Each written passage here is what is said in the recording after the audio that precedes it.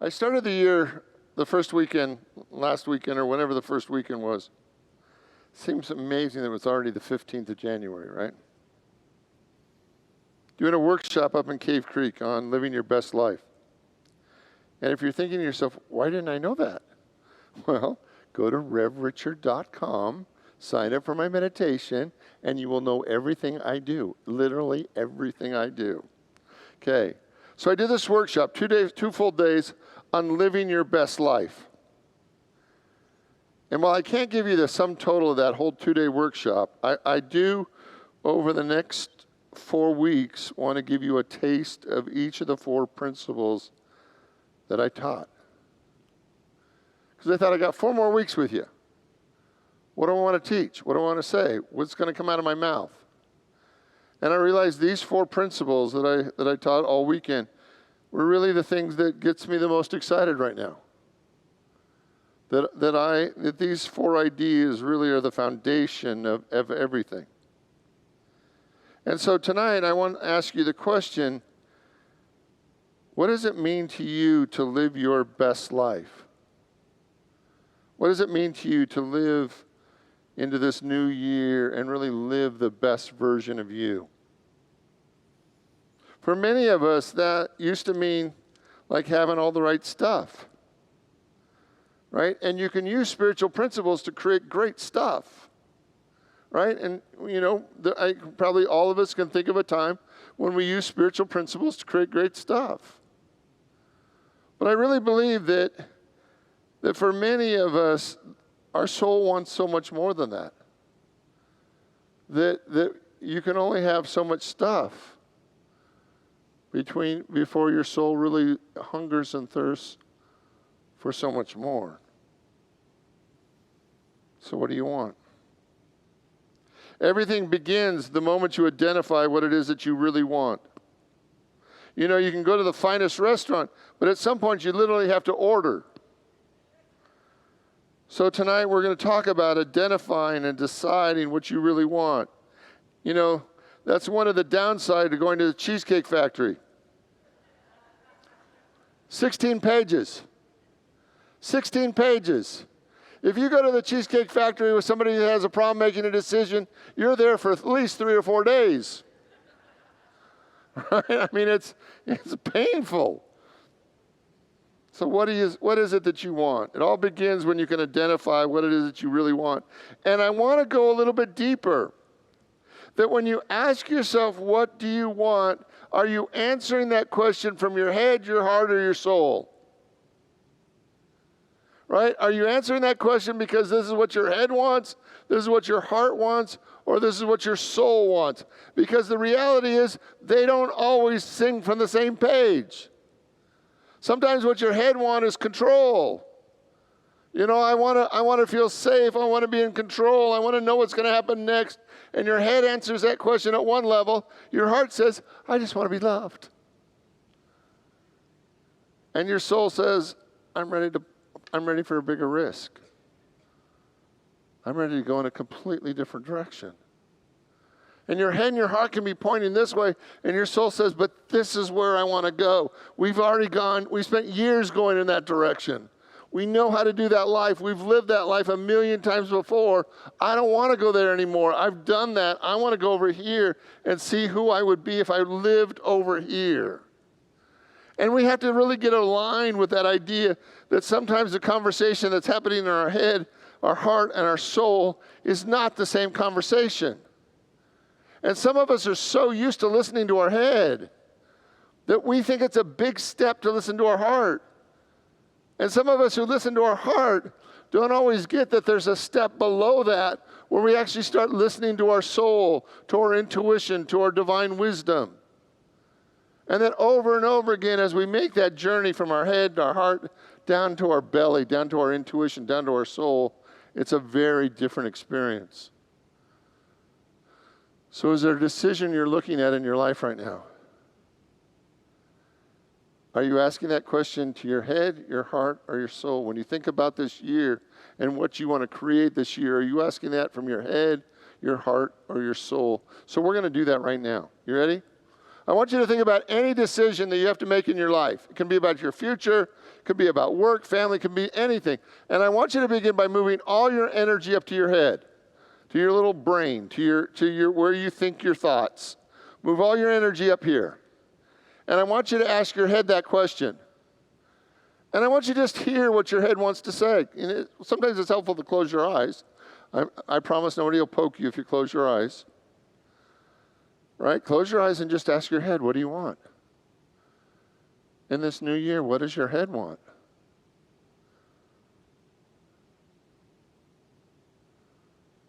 And I want you to move down to your heart. And I want you to ask your heart, what does your heart want this year?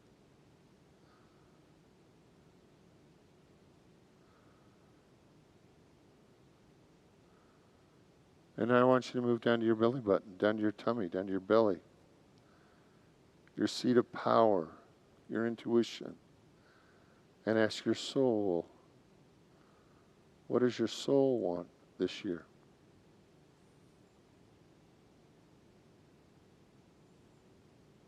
And I want you to hear the difference.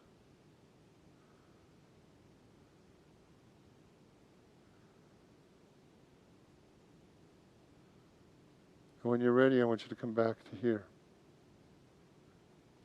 How many of you could hear the conversation going on in your head, your heart, and your soul, and could hear them almost in three separate different voices?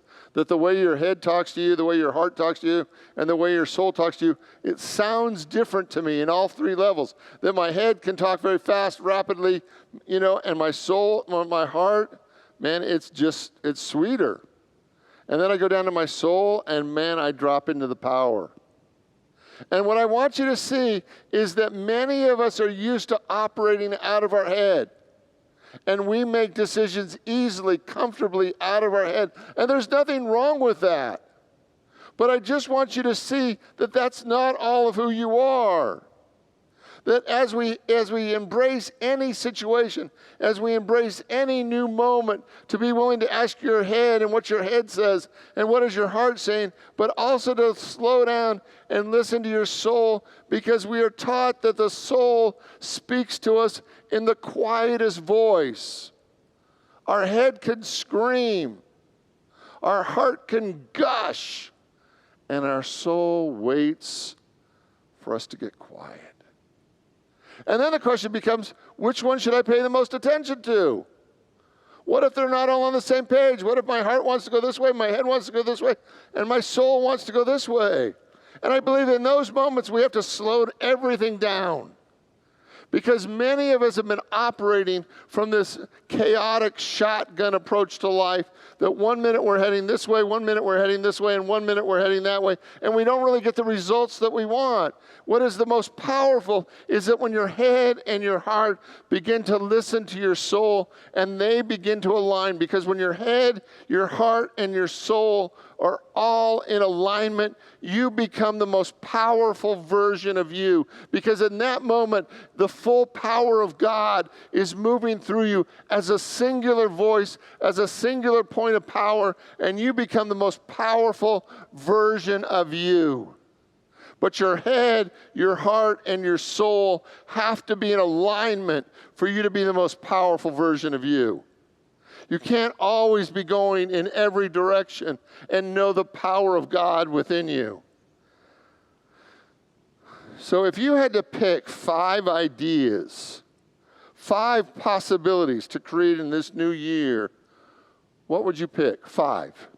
That's your homework for this week. I want you to just entertain 5 possibilities that you could create. Now, we're not going to create all 5. Well, we may, but we're going to start with 1. But I want you to begin to entertain the idea that you're going to create 5 possibilities, okay? 3 of them have to be possible, and 2 of them have to be impossible. 2 of them have to be impossible.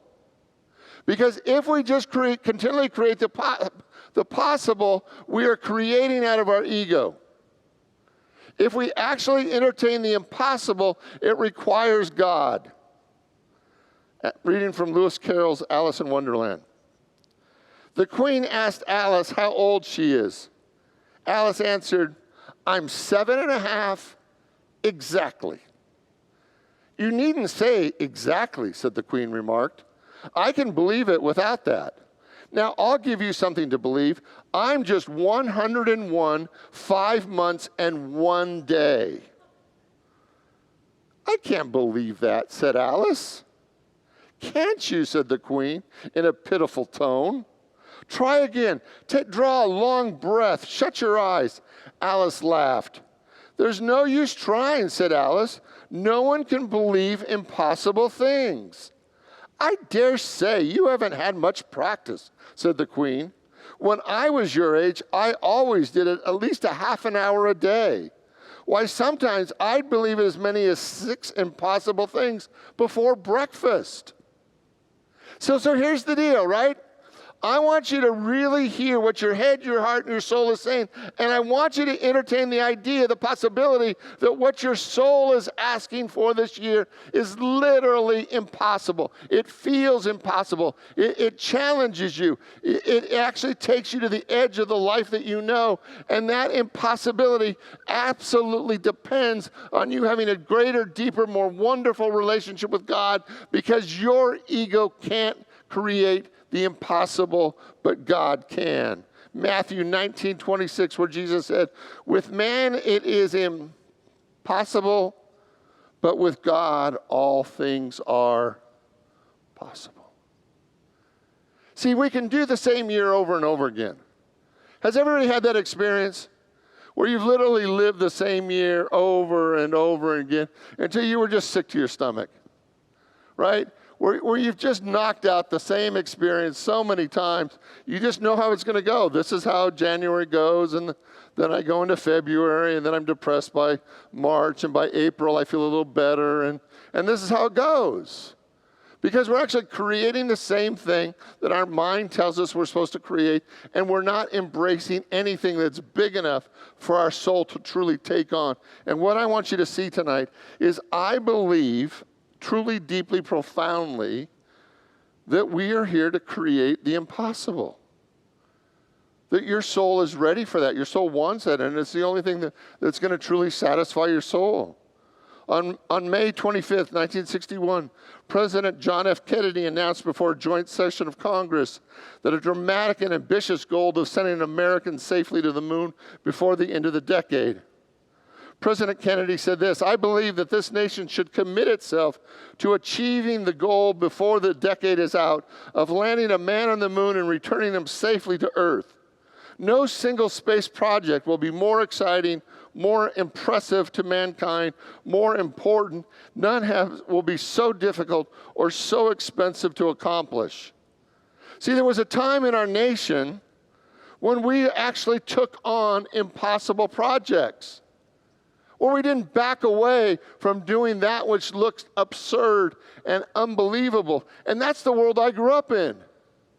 That's the world I knew.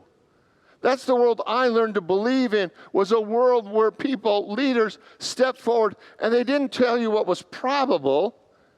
They invited you to step into a world that was not yet, and invited us to believe in something even greater. And I think sometimes we've lost that.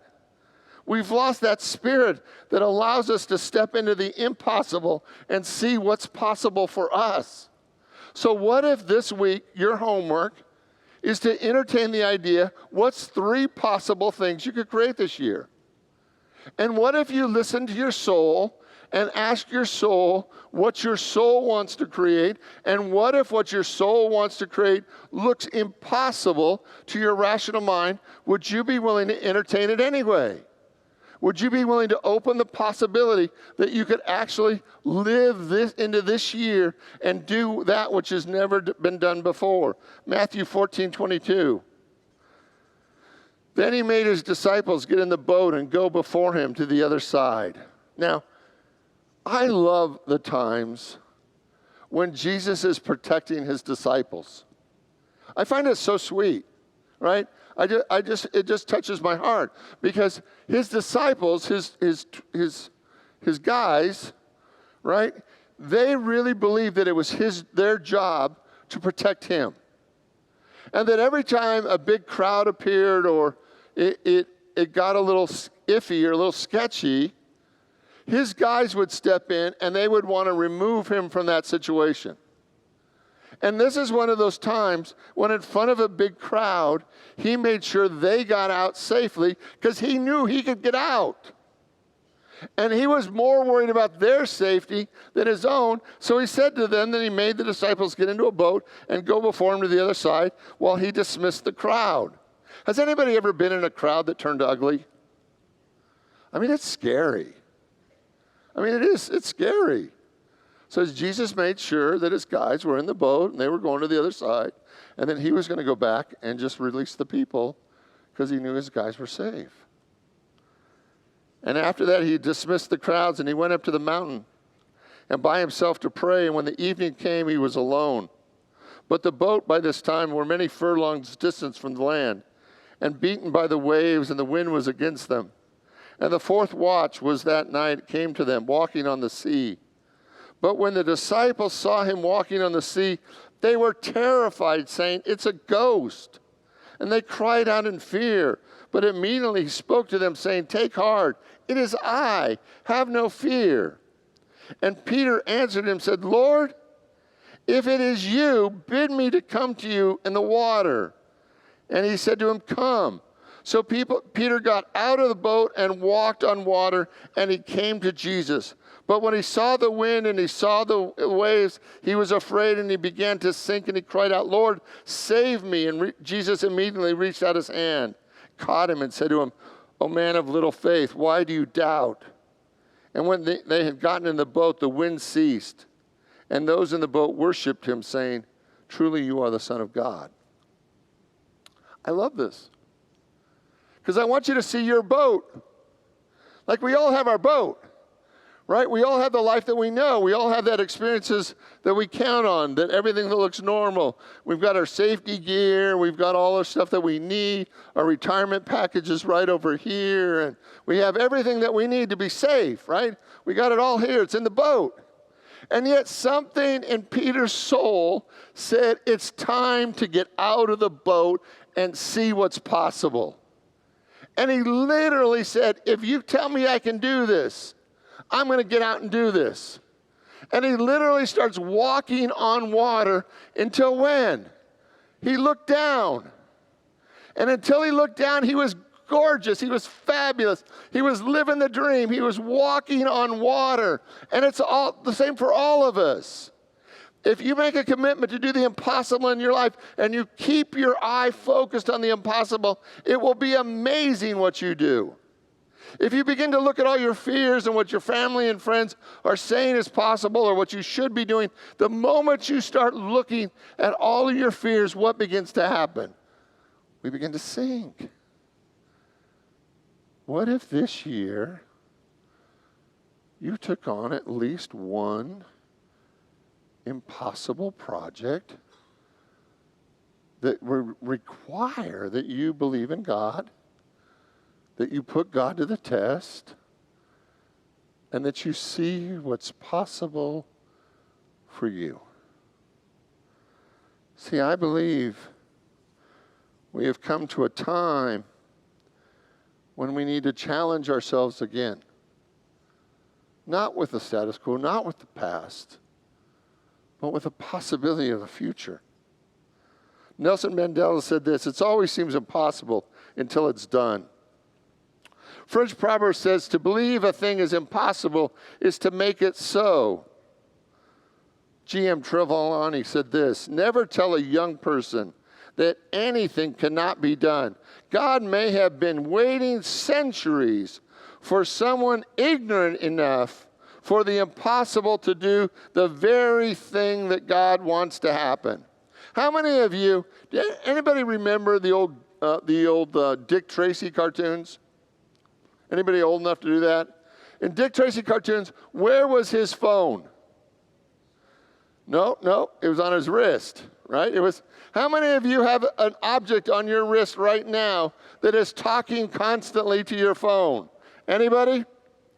Anybody remember it was only in the 60s? Anybody remember Get Smart? Where was his phone? In a shoe, right? Not the best choice. right? I mean, that was funny about it because he always had to be taking his shoe off to answer the call, right? And it's funny. But all those things that seemed impossible 50, 60, 70 years ago are now status quo. Many of us don't even have house phones anymore. Can you imagine a time when we wouldn't have a landline? There was a time when we were so excited just 100 years ago to have a landline. And within 100 years, we've gone from wanting a landline to actually no longer needing them. Because we've got this little thing that is constantly annoying us. Right? The impossible is made possible. Christopher Reed said this: so many of your dreams at first seem impossible. Then they seem improbable. And then we summon the will and they become done. Salvador Dali said it is either easy or impossible. Napoleon Hill, you got to throw in narcissism every once in a while. Napoleon Hill said it this way: the word impossible is not even in my dictionary. Isn't that adorable? I love narcissists, right? Because they bring so much joy, right? I'm going to finish with Anthony Robbins. What we can or cannot do, what we consider possible or impossible, is rarely a function of true capacity. It is more likely a function of our beliefs about who we are. So you ready for your homework this week? We got 4 weeks together. 4 weeks. I want this to be the most useful, beneficial time in this spiritual time that we have together. So this week, you're going to come up with 5 possibilities for your life. 3 of them are possible. You know you could do it. You might have to work a little harder, a little faster. You might have to be a little bit smarter. But they're in the realm of possible. You know you could do it. It might be a stretch, but you know you could do it. But 2 of these things, I want them to be where you go, I don't even know where to begin. I got nothing. Like 2 of these things, I want them to require you to actually have to believe in God, listen to God, and do what you're guided to do. Not do it from your ego, not do it from your personality, not do it from what you know how to do, but pick 2 things for this year that will require you to have a greater, deeper, more wonderful relationship with God and to see what is possible, truly, deeply, profoundly possible in your life. And you're like, I can't do the impossible.